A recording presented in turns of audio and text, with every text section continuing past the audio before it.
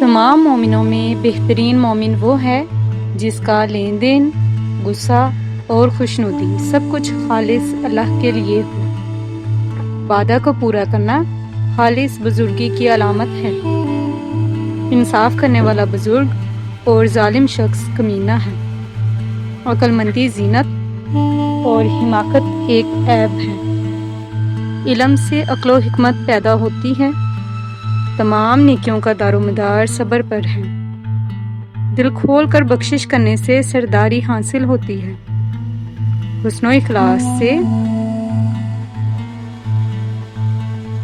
اخلاق سے رزق میں زیادتی ہوتی ہے اور حسن صحبت سے ساتھی بکثرت موجود ہو جاتے ہیں۔ اخلاص سے عمل بلند ہوتے ہیں۔ تکبر سے اللہ تعالیٰ ناراض ہوتا ہے اور سستی سے مطالب فوت ہو جاتے ہیں۔ نفس کی خواہشات کے مطابق چلنا بڑی جنگ ہے۔ حاسد غم میں مبتلا رہتا ہے اور ظالم قابل ملامت ہے۔ مال کا جمع کرنا غم میں مبتلا ہونا ہے۔ تنہائی عابد کے لیے آرام کا باعث ہے۔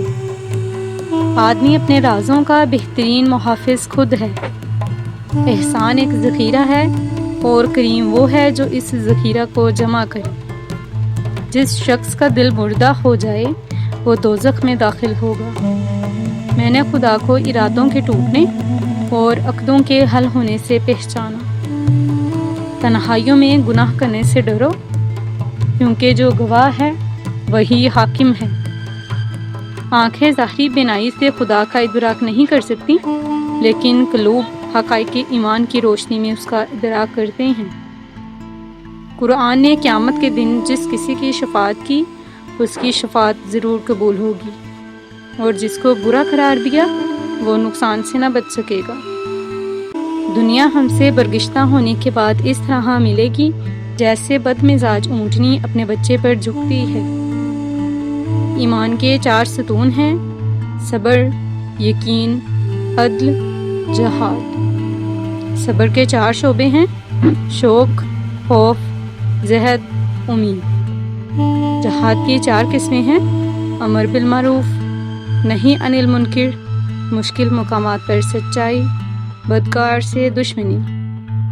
ایمان دل میں ایک سفید نقطے کی طرح ہوتا ہے، جتنا ایمان بڑھتا ہے اتنا ہی وہ نقطہ بڑھتا جاتا ہے۔